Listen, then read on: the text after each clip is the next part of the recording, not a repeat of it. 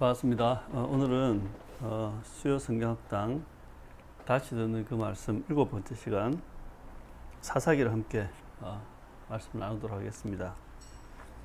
사사기는 총 한 3부분 정도로 정리될 수 있어요. 1장부터 한 3장 5절 그때까지가 이스라엘의 실패와 배도, 그리고 이 3장부터 16장까지는 두 번째 부분 사사들의 이야기가 나오는 부분이죠. 12명의 사사들의 이야기, 이스라엘의 제약과 하나님의 구원에 대한 이야기입니다. 그리고 마지막 세 번째 부분이 17에서 21장인데 이스라엘의 부패와 타락, 자기 소견에 옳은 대로 행했던 그 시대, 이렇게 나누어서 함께 말씀을 한번 정리해 봅시다. 먼저 1장의 3장에 보면 이스라엘의 실패와 배도, 하나님의 말씀대로 그들이 실행하지 않았어요. 가나안 땅의 백성들을 다 쫓아내고 진멸하려 했지만 그들은 오히려 그들과 함께 살았고, 그러면서 언약 전수에 실패하여서 여호와를 알지 못하는 다른 세대가 등장했고, 그렇게 여호와를 저버리고 가나안 사람들과 통혼하면서 그들의 신들을 섬긴, 그래서 가나안 정착 이후 이스라엘은 가나안을 누리며 사는 것이 아니라 실패의 길, 배도의 길을 걸었다. 그래서 우리는 이 사사 시대를 암흑의 시대라고 합니다. 이 암흑의 시대를 좀 더 자세히 보면 이 시대는 혼합의 시대였습니다. 섞여버린 시대. 여호와와 더불어 바알과 아세라를 겸하여 섬기고 그 바알과 아세라를 숭배하지만 또한 여호와를 섬기는 아주 이상한 혼합주의. 네. 이 시대는 상실의 시대였습니다. 뭘 상실했느냐? 언약과 하나님의 율법과 공동체를 상실했고, 권위와 또한 정체성을 잃어버린 사람들. 왜 이래 됐는가? 이 시대는 자신의 이익과 자신의 욕망이 중요했거든요. 그래서 이익과 욕망으로 충만한 그들은 정작 중요한 것을 잃어버린 거죠.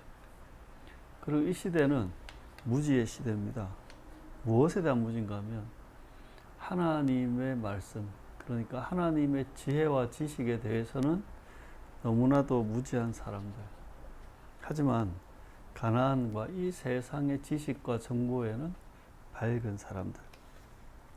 자기네들끼리는 되게 똑똑한 척하지만 아니요, 하나님의 그 말씀과 율법과 지혜와 지식은 너무나도 모르는 무식한 시대가 이때입니다.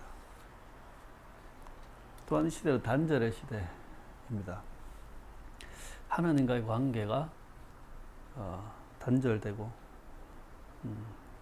이웃과의 관계가 단절된 사람들, 여호와 신앙을 저버렸기에 하나님과 깊이 관계할 수 없는 거죠.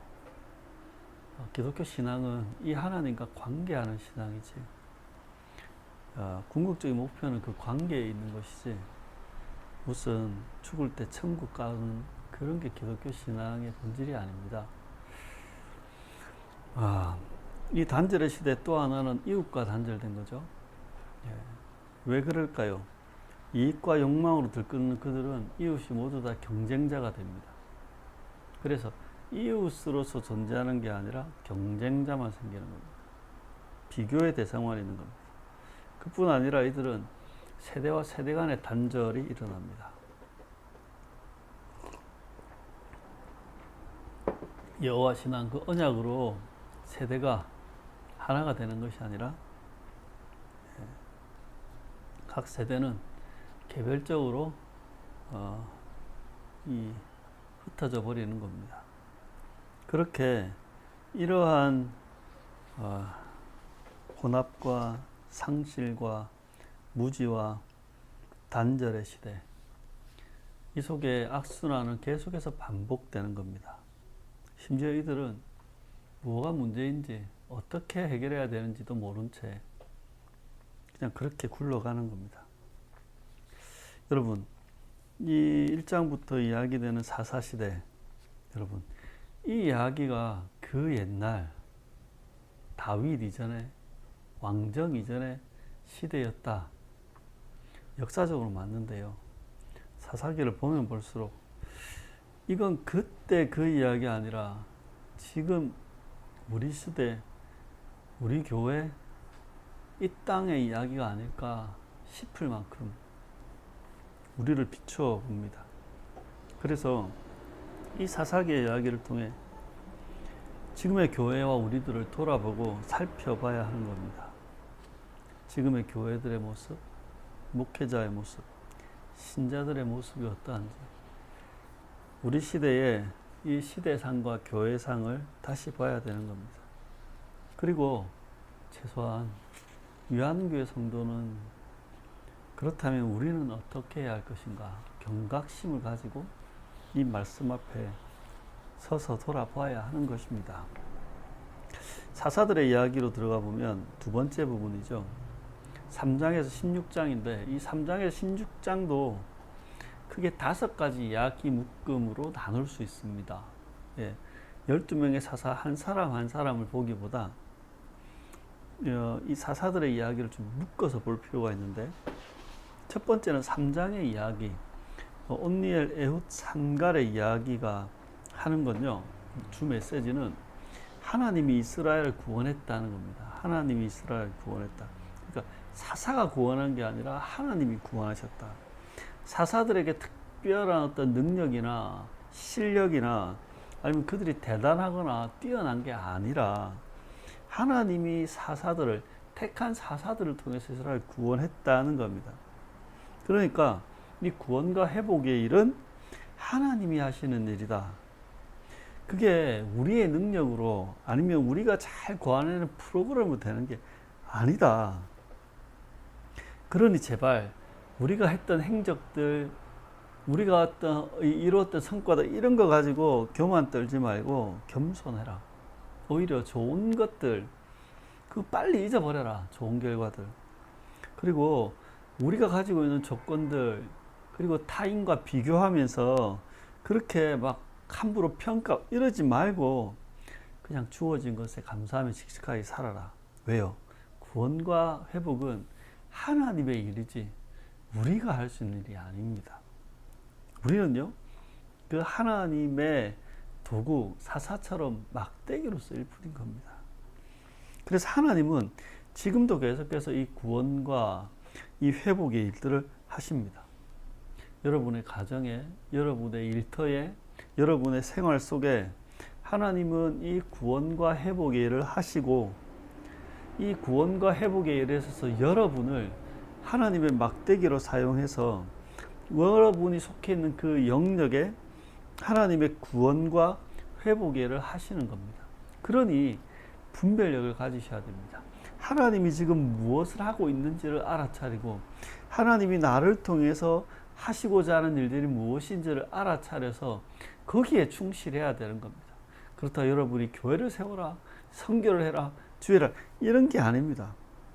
여러분이 살아가는 그 일상 속에 하나님은 여러분을 통해 구원과 회복의 일을 하신다. 여러분 가정의 구원을, 여러분 직장의 회복을, 여러분이 살아가는 이 세상 가운데 구원과 회복을, 그리고 여러분에 대한 구원과 회복의 일을 하시니 그 하나님을 바라보고 그 하나님의 도구로 사시라. 그러려면 분별력 가지고 자기 일에 충실하는 게 맞다. 그게 첫 번째 사사들의 이야기입니다. 온니엘, 에훗, 산갈의 이야기. 두 번째 4장 5장은 드보라 이야기인데요. 이 드보라 이야기 속에 중요한 메시지는 결심을 한 겁니다. 그러니까 모든 사람이 각자 결심을 합니다. 어떤 결심을 하느냐? 계속해서 학대받고 있던 이스라엘은 그냥 어쩔 수 없다, 그냥 살기로 결심하고, 전쟁에 참여해야 될 그 사람이지만 전쟁에 참여하지 않는 사람은 모른 척 회피하고 외면하기로 결심하고, 바락 같은 사람은 비록 전쟁에 참여하지만 자신이 조건이 될 때 자신에게 합당한 어떤 유리한 조건이 되면 그때 움직이겠다고 결심합니다. 근데 드보라 같은 경우에 여기 선지자는요, 필요한 일이 있다면 자기라도 그 일을 하겠다고, 일어서겠다고 결심을 하고, 전쟁에 참전한 백성들을 보면 미약하지만 힘을 보태겠다고 참전하고, 납달리와 스불론 지파 사람들은 만약에 전쟁에 지면 그들은 전멸입니다. 왜냐하면 바로 옆에거든요. 그런데 모든 것을 걸겠다고 결심하고, 야엘과 같은 장막에 거하는 여인은 자신의 아내보다, 자신의 이익보다 더 중요한 것을 선택하겠다고 결심한 것입니다. 이 결심 속에 드보라가 가나안 왕을 진멸에 이겼고, 그리고 그 이후에 5장에 보면 드보라가 이 전쟁을 하나님의 구원과 이스라엘에 참전한 사람을 칭송하고, 이 참전하지 않은 그들에 대해서 조롱하고 저주하는 노래를 한 것입니다. 이 말씀 속에 우리가 봐야 될 건, 말씀 앞에 우리는 어떤 결심하고 사는가입니다. 위하는 교회, 기독교 신앙의 본질을 회복하고, 또한 우리가 속해 있는 가정과 일상을 회복하라는 하나님의 말씀. 우리는 이 말씀 가운데 어떻게 행하는가라는 겁니다. 혹시 그냥 이대로 있겠다고, 아무것도 안 하겠다고 결심한 건 아닌지, 아니면 좀 더 높은 확률의 베팅이 하겠다고 결심한 건 아닌지, 내가 충분한 조건이 되면 움직이겠다고 결심한 건 아닌지, 혹 필요하다면 뭐라도 해보겠다, 조금이나마 힘을 보태보겠다, 작지만 뭐라도 하겠다고 하는 결심을 한 게 없는지, 어떤 결심이어야 될까요? 그래서 여러분, 제발 신앙생활을 할 때 우리는 밖으로 드러나는 결심했다, 이 결심은 꼭 좋은 것만 할 때 하잖아요. 근데 우리 마음속에 일어나는 수많은 결심들, 제발 이상한 결심 하지 마시고 옳은 것을 제대로 선택하고 결심하는 은혜가 있기를 바랍니다. 네. 우리의 기독교 신앙에 대해서 제대로 듣고 제대로 배우고 제대로 살겠다는 결심이 필요한 겁니다. 학생들 여러분, 여러분의 학업 속에 성실하게 공부하겠다, 그것이 하나님이 지금 내게 맡겨진 일이다 라는 사명으로 성실히 공부할 것을 결심하셔야 됩니다. 자녀를 양육하는 우리 부모 여러분, 신앙에 맞게 양육하겠다는 결심, 이 세상의 시류에 그렇게 휩쓸려서 아이를 키우지 않겠다는 결심이 필요한 겁니다. 직장 생활을 하시는 성도 여러분, 여러분의 자리가 사명의 자리이고, 또한 거기에서 열심히 주의 일로 성실하게 일하겠다는 결심이 필요한 겁니다. 주부 여러분, 여러분이 살림을 잘하겠다는 결심, 특히 가정을 평화롭게, 잔소리를 줄이겠다는 결심, 여러분, 그런 결심이 우리들에게 있어야 하는 겁니다. 세상 사람들 모두가 결심합니다. 하지만 그 결심이 하나님 앞에 제대로 된 결심이어야 됩니다. 그리고 그 결심을 살아갈 때 우리는 하나님의 이 나라 가나안을 누릴 수 있는 겁니다. 6장에서 9장은 세 번째 이야기 묶음이죠. 이게 기드온과 아비멜렉 이야기인데, 아비멜렉은 기드온의 이 아들입니다.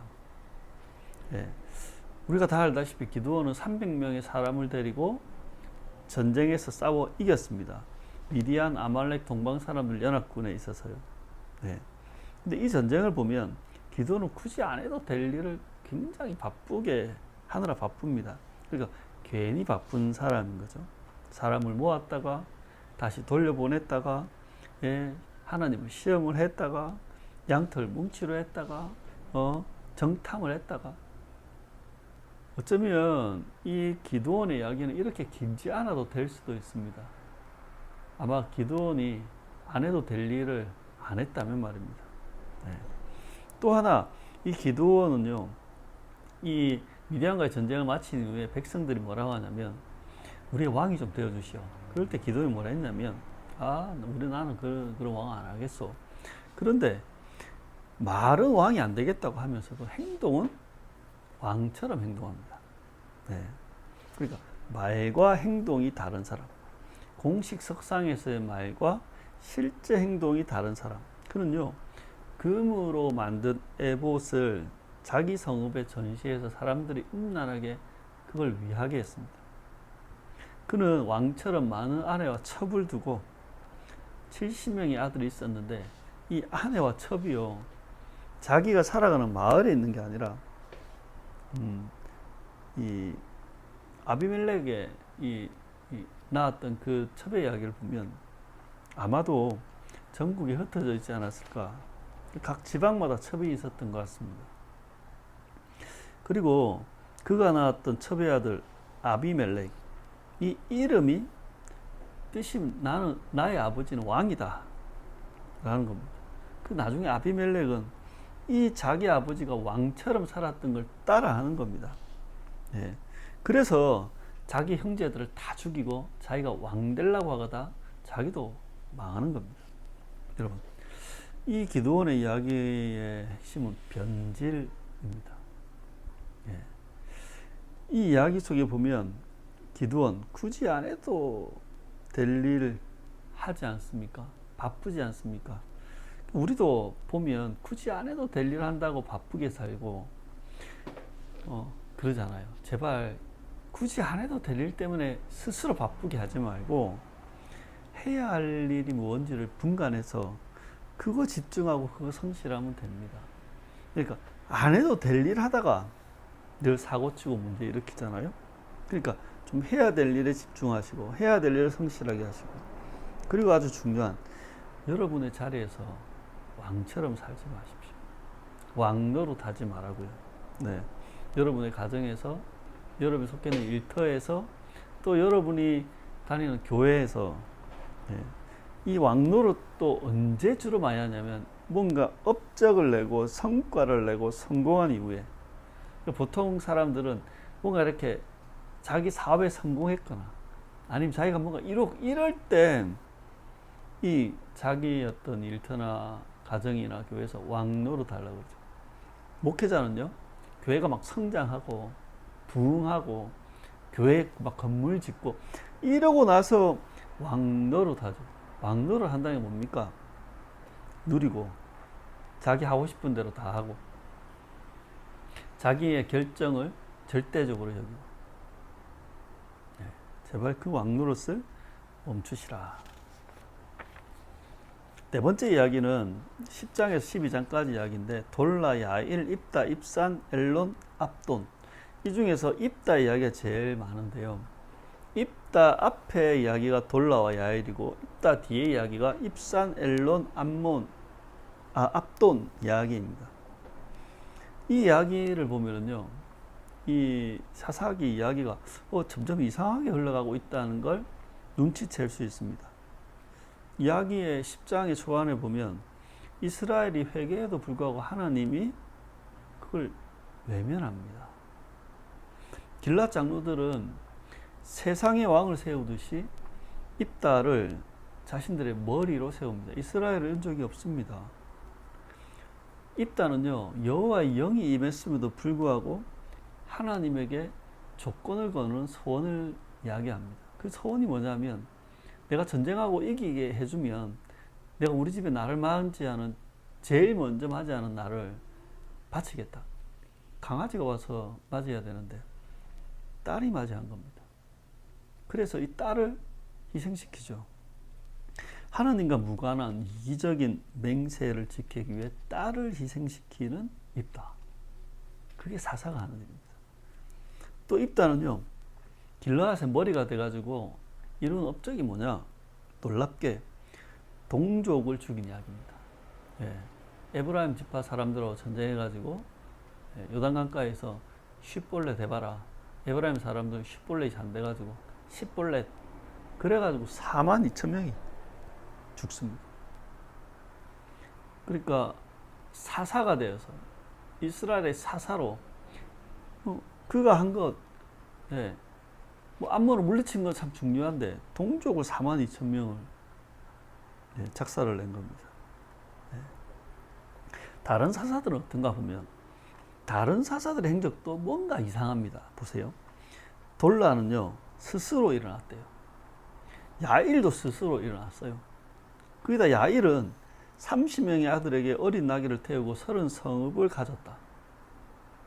이상하지 않아요? 여러분, 스스로 일어나는, 사사는 스스로 일어나는 게 아니에요. 하나님이 임명하는 거지. 네. 입사는 아들 30명과 딸 30명을 결혼시켰다. 이 사람은 뭘로 지금 이 역할을 했다는 거예요? 인맥으로. 네, 인맥으로. 엘로는 이스라엘 다스렸다 되어 있어요. 사사가 왜 다스려요? 사사는 위기 가운데 그 활동하고 끝나는 건데 왕처럼 했다는 거예요. 압도는요, 40명의 아들 30명의 손자에게 70마리의 나귀를 태웠다. 그러니까 이 사사가 세상의 권력자, 세상의 지배자처럼 변질되어 가는 거예요. 변질되어 간다. 예, 우리가 누구인지 뭘 해야 되는지 모르는 정체성 혼란. 사사는 본래 하나님이 세우시는 사람입니다. 그런데 시간이 지나다 보니까 스스로 사사가 되거나 추대해서 세우거나, 말이 됩니까? 스스로 사사되거나 추대해서 세우면 힘있고 능력있고 세력있고 센 놈이 사사하는 거예요. 하나님의 권위가 아니라 권력자가 되는 겁니다. 사사는 본래 위기 상황 속에 있는 이스라엘을 구원한 임시직입니다. 그냥 그 시기 잠깐 활동하면 되는 겁니다. 그리고 나면요, 다시 자신의 일상의 자리로 가면 되는 겁니다. 그런데 시간이 지나면서 세상의 왕처럼 죽을 때까지 하는 종신직처럼 변합니다. 세상의 왕처럼 특별한 지위와 신분을 가진 그런 자가 되어서 지배하는 겁니다. 더 많은 힘으로, 더 많은 권력으로, 더 많은 것들을 지배하고 소유하고, 또 누리고, 사사가 아니라 세상의 왕, 가나안의 왕, 이방 나라의 왕처럼 바뀌는 겁니다.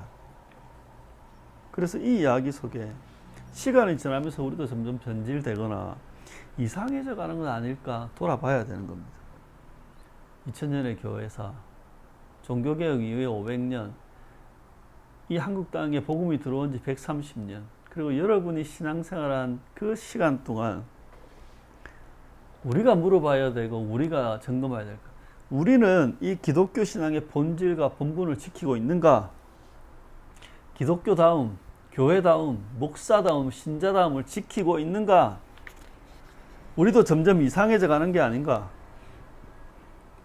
다른 사람을 향해 손가락질할 게 아니라 우리 자신을 돌아봐야 돼. 우리 자신을, 특히 우리의 가정생활을, 우리의 직장생활을, 우리의 일상생활을 돌아봐야 되는 겁니다. 혹시 우리가 점점 이상해져 가는 건 아닌가? 변질되어 가는 건 아닌가? 맛이 가는 건 아닌가? 내가 이상한 남편, 이상한 아내가 돼가는 건 아닌가? 결혼식을 할 때 그때는 각오와 결단과 꿈이 있었겠죠. 그런데 시간이 지나면서 어떤 아내, 어떤 남편이 되어 있냐? 아이를 처음 낳았을 때 너무나 사랑스럽고 믿음으로 키우겠다고 요아세례 때 서약까지 했지만 우리가 점점 이상한 엄마, 이상한 아빠가 돼가는 건 아닌가? 교회가 처음 시작할 때 그 마음은 순수하고 하나님을 향한 그 믿음과 열정이 있을지 몰라도 혹시 내가 이상한 목사가 되어가고 있는 게 아니고 우리가 이상한 성도가, 신자가 되어가고 있는 게 아닌가? 우리가 믿고 살아가는 이 기독교가, 우리 공동체 교회가 점점 이상한 기독교, 이상한 교회가 되어가는 게 아닌가? 우리는 우리 자신을 돌아봐야 된다. 그리고 이 이야기의 사사 이야기 마지막 5번째 묶음은 삼손 이야기죠. 13장부터 16장. 삼손의 이야기는 참 독특해서 여자와 연관된 일들로 인해서 블레셋 사람들을 죽이거나 큰 피해를 주는 이야기들입니다. 이 삼손의 이야기는 여러분 수수께끼로 가득합니다. 삼손의 이야기, 그 핵심은 수수께끼 그리고 사랑입니다. 삼손의 이야기에 등장하는 참 기묘한 이상한 이야기들. 포도원에 나타난 사자. 포도원과 사자 이게 어울립니까? 사자, 죽은 사자에서 나온 꿀, 죽은 시체, 사자의 시체에서 어떻게 달달한 그 꿀이 나오죠? 이게 어울립니까?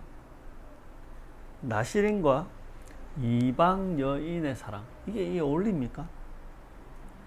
이 어울리지 않는 이상하고 기괴한 이 미스테리한 이야기들. 근데 이게 이스라엘의 상황입니다. 한번 보십시오. 하나님의 약속의 땅에서 이방인의 지배를 받고 있는 이스라엘. 이상하지 않습니까? 이방 신을 섬기는 하나님의 백성들. 진짜 이상하잖아요. 율법은 사라지고 풍요와 쾌락을 쫓는 하나님의 나라. 진짜 이상하죠. 세상의 왕처럼 부와 권력을 가지고 지배하려는 사사들. 네. 하나님이 이 사사기를 통해서 오히려 우리에게 반문하는 겁니다. 이 삼손의 이야기를 통해 우리들에게 반문하는 겁니다. 야, 이상하지 않냐? 이상한 조합이 아니냐? 완전히 이상하잖아. 나는 이상한데 너는 어떠냐? 네. 그 이상한 수수께끼 같은 이야기를 하나님이 오히려 삼손을 통해 우리에게 하시는 겁니다. 또한 삼손의 이야기 속에 하나, 사랑의 이야기죠. 삼손의 사랑과 특히 들릴라의 사랑. 근데 이 사랑은 너무 다른 거예요. 삼손의 사랑은 조건 없이 그 대상을 목적으로 하는 사랑. 정말 로맨틱한 사랑이죠. 이것이 하나님이 이스라엘을 사랑하는 방식입니다. 그런데 들릴라의 사랑은 그 대상이 자신의 이익과 욕망을 위한 수단이 됩니다. 이걸 우리는 막장이라고 합니다. 이게 바로 이스라엘이 하나님을 사랑하는 방식. 우리는 어떤 사랑을 하고 있는가? 그래서 이 이야기를 우리들에게 적용해 보면 우리의 현실 세계도 수수께끼와 같은 미스테리한 그런 상황들이 펼쳐져 있는 게 아닌가? 보세요.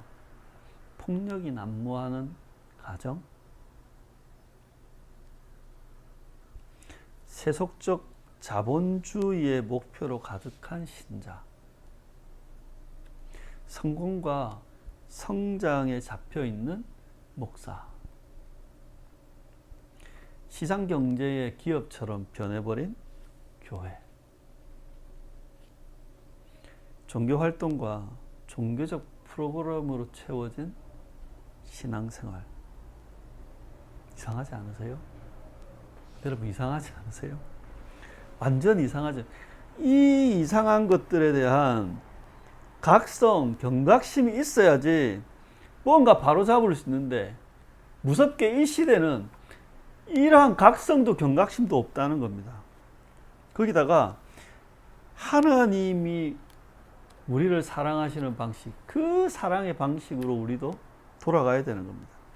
특히 여러분의 배우자를, 여러분의 자녀를 수단으로 삼지 말고 목적으로 사랑하시기 바랍니다. 제발 계산하고 가성비 따지고 그러지 말고 이유 없이 조건 없이 그냥 사랑하십시오. 네, 그들의 편이 되어주시고 그들에게 맞춰 적응하셔야죠. 그게 하나님의 사랑, 그 사랑을 따르는 것이지. 제발 들릴라처럼 이 세상이 하는 사랑의 방식으로 관계하지 마십시오. 자, 이제 마지막 세 번째 부분인데요.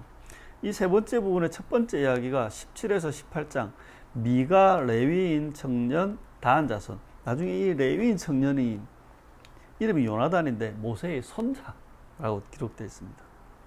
그러니까 이 이야기 뭐냐면 모두가 다 이상한 화신 속에 자기 소견에 옳은 대로 행한다는 거예요. 자기를 위해 살아가죠. 금전적 이익, 욕망 성취, 성공, 출세, 명성을 위해서 살아갑니다. 자신의 생각과 느낌과 뜻과 자신의 어떤 경험과 이 모든 것들이 하나님의 율법과 하나님의 계명보다 앞서서 이걸로 판단하고 분별하고 결정하고 살아가는 겁니다. 그러면서 정말 영적인 분별력 마비된 채 자신들의 욕망과 이익을 위해서 온갖 방법을 다 동원하는 사람들, 그게 바로 자기 소견에 옳은 대로 행하는 자들이었습니다. 우리도 돌아봐야 됩니다. 우리도 우리 소견에 옳은 대로 행하는 게 아닌가, 이상한 확신에 차 있는 게 아닌가 돌아봐야 돼.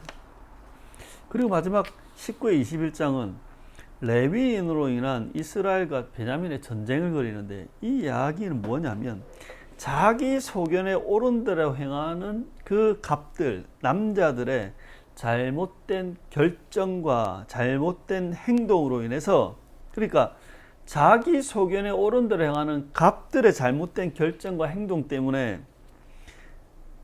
이 땅의 을이 희생당하고 피해받으며 억울하게 살아가는 겁니다.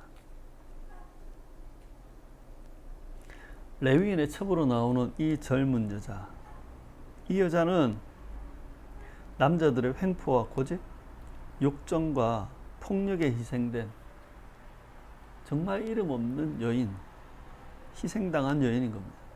억울하게 강간당하고 살해당하고 심지어 장례까지 치르지 못한, 왜요? 이 남자들의 잘못된 결정 때문에, 남자들의 잘못된 이 전쟁으로 인해서 아버지와 남편과 아들과 형제와 가족을 잃어버린 수많은 사람들, 여러분, 이스라엘 연합군에만 4만 명, 베냐민 지파 사람들만 2만 5천 명이 죽었습니다.